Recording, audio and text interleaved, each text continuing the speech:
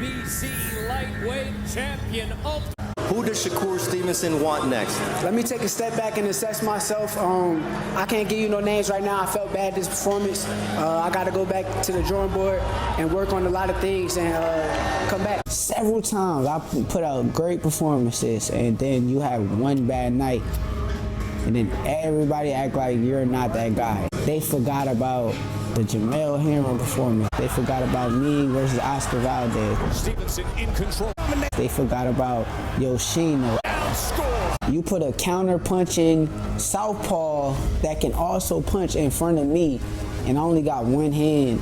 I think the greatness was the fact that I made it work that night. When I retire or when the end of my career comes, that's gonna be a fight that people gonna look back on it and they gonna understand like, okay, he was one of the greatest. I'm trying to show the world everything I can do before it's over. I don't want to go through this career and be doing all this fancy, nasty stuff and sparring and don't get let it shown in the fight. That's my thing. I want to go down as one of the greatest, especially talent-wise and everything, you know, so that's my goal. I always knew I was going to be in this position. I never was the type of person to go off what other people thought about me. I knew I was a talented kid, and I knew I was a talented teenager, and I knew I was a talented young adult. Now they calling me a rising star.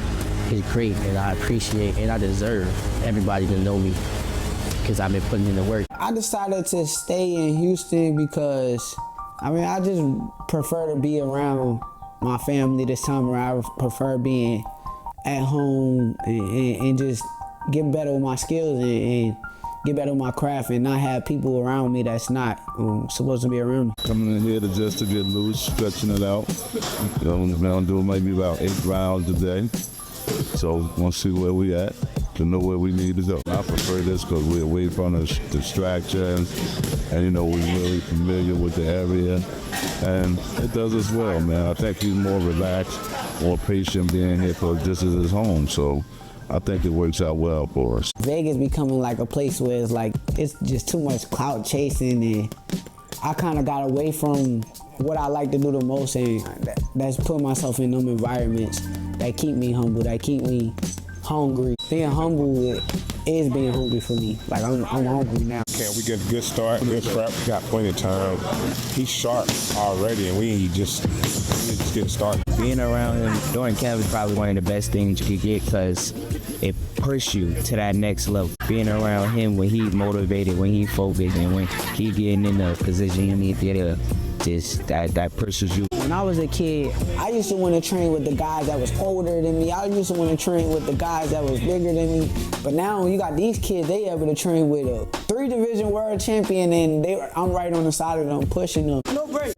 Ain't no kid working harder than you. I understand that I'm a human. I'm not bigger than nobody else. I'm not better than nobody else. I just want to get him to be the best version of himself. That's how you work. My mentality for this fight is kill or be killed. I want the fans to come out and say that they enjoy watching me fight. You know, my main thing is just we both all us stay grounded, stay, you know, focus on the task at hand, keep putting the work in, and then when that night comes, only thing I'm gonna say to Shakur is Shakur. Go out there and be great, man. I know that this dude fought the highest level of guys in the amateurs, but I also know that he never seen nothing like me before. Especially this version of me. He's fighting like a version of me who's like getting close to reaching my prime. I dealt with a lot in my last fight.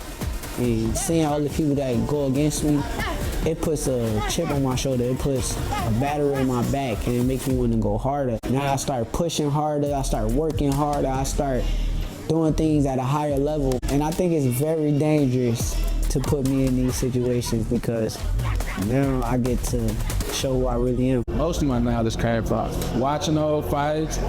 I like to pick the old folks' brains, like all that. Like most definitely all my skill, what I want to look for, I'm gonna go to the old fights, check it out. One thing I always understood was being able to, I'm gonna say shapeshift, has always been to my advantage. because I can adjust. All right, I can fight this way, this fight, and then I fight this way, this fight. I used to love imitating any fighter when I was a kid. Like in amateur, I used to go, all right, I'm gonna spar like Miguel Cotto this day. I'm gonna spar like this.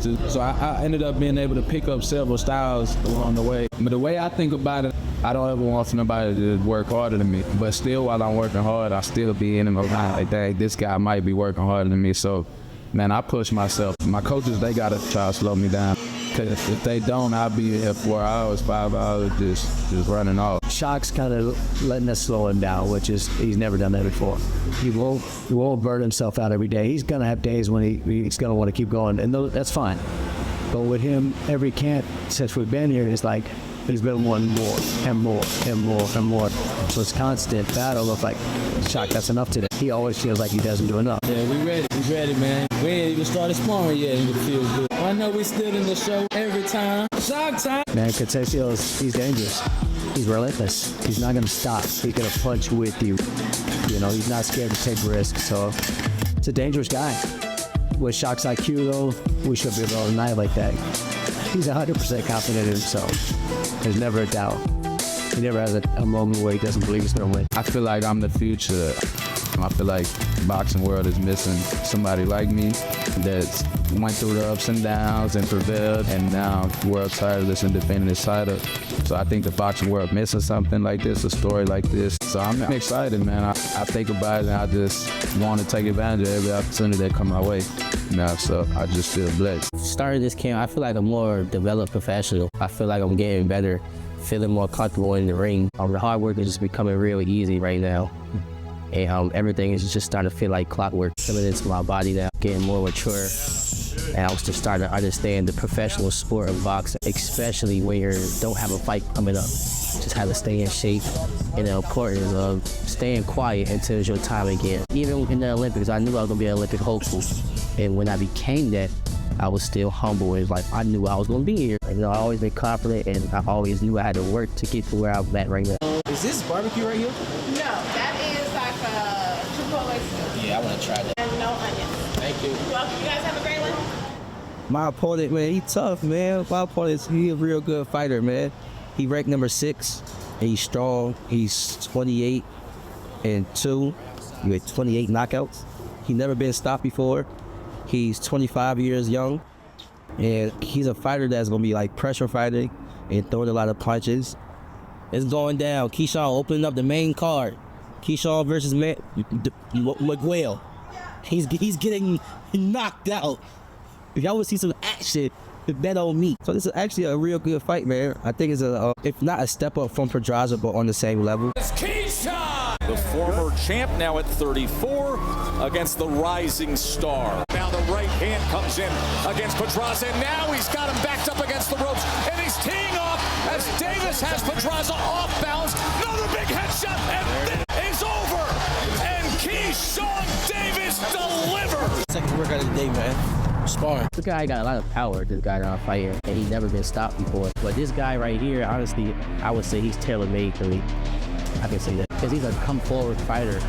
If you're going to come forward and try to fight me, that's the worst thing you could ever do. Huge opportunity for Keyshawn to really emerge as one of the top lightweight contenders in the world. He wants a shot at the title sooner rather than later, and if he can put forth a big performance against Miguel Matueno, he will really make his case to be a world title challenger sooner than later. Work coming easy work. Miguel, you fighting the business, man. One of the biggest fights of your life. Champ, get ready. You already know I'm ready. It's going to be a hell of a fight. July 6th. Let me give you this fight card.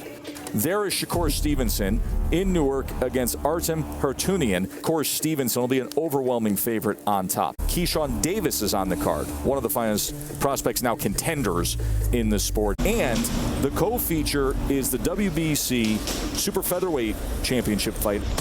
Oshaki Foster against Robeson Conceição. This the best fight on the card. I'm coming to steal the show. I could have took like an easier fight, but I wanted to show what I can do. He not shy about letting his hands go, and me neither. I like putting people down, and he's aggressive, so I think it's gonna be fireworks. I think I'm the best in the sport.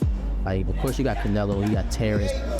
You work your way to that, but For where I'm at right now and where I'm going to become, I'm the best in the sport. I don't think really nobody is better than me. I'm only 10-0. Let's just see what the next 10 fights how I look on 20-0.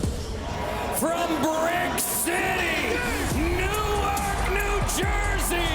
Last time I was out there and I fought in Newark, I had so much fun. Shakur Stevenson, TKO victory, round number 6. Honestly, I think Newark is just like a place for me to put on the show. That's all I look at it as. Now you know why guys didn't want to fight. I enjoyed that night. And I think that July 6th, we're going to enjoy that night too.